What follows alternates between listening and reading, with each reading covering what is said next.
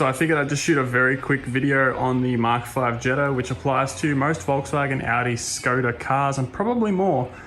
Brake light sensor warnings on the dash. But the catch is, you know that your brake life is well and truly above where it should be. These pads are basically brand new, and so are these rotors. They've just sat for a while, that's why they've got a bunch of surface rust on them. So how do you fix it? Well, on most Volkswagens, jack up the passenger or the left side and remove the front wheel. Locate the wiring harness here where it splits off. One side will go into the ABS sensor, which is that one just there. The other side will more than likely come down to a connector, and then this connector here should, in theory, if working correctly, be plugged into a brake pad. Now I know this one might be hard to see, but this is in fact not plugged into the brake pad. So the fact that this isn't plugged into the brake pad is what is causing us our brake wear light. And for a very simple explanation, because I like to explain things, basically when this is plugged into the brake pads, it has a complete circuit. As the brake pad wears down, eventually it splits this circuit open, and once that circuit's split open, it's when the dash gets its warning light on, because it's got an open circuit, and that indicates low brake wear. Then for obvious reasons, these aren't connected and that is an open circuit, we are getting our brake warning. So how do you fix it? With this wire, please, for everyone else's sake, do it on the connector end.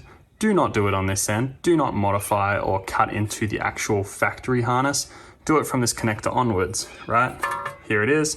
We're gonna strip this back. Now that we have it disconnected, here's our two wires. Let's strip these back. Perfect, we now have these two wires stripped back, so connect them together. Now, if you like to half-ass things and do it dodgy, just spin them around together like that and call it a day. However, if you like to do things properly, do a few more steps, which include soldering, which is what I'm about to do. As you can see by the smoke, I have added a nice amount of solder to the end of this joint. Now I've tucked that freshly soldered joint back up under the rubber here, and we're gonna put some heat shrink over it. Now that you've done that, when heat shrunk it, I should have mentioned put some dielectric grease or something along those lines in there as well to keep it waterproof.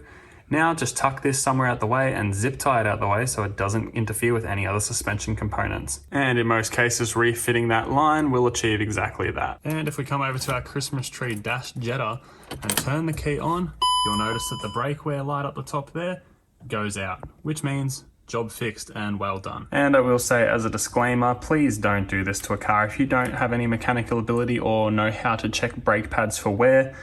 In this case, that's just a simple fix for the issue I've been having with this vehicle. But if you don't know how to check your brakes or whatever, well, I take it you probably won't be doing this job.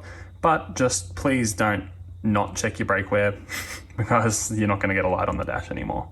So there you go. Hope you fixed your brake light wear indicator on your dash. With that said, chuck a like on the video, subscribe to the channel for more content, and yeah, hopefully have this thing on the road sooner or later.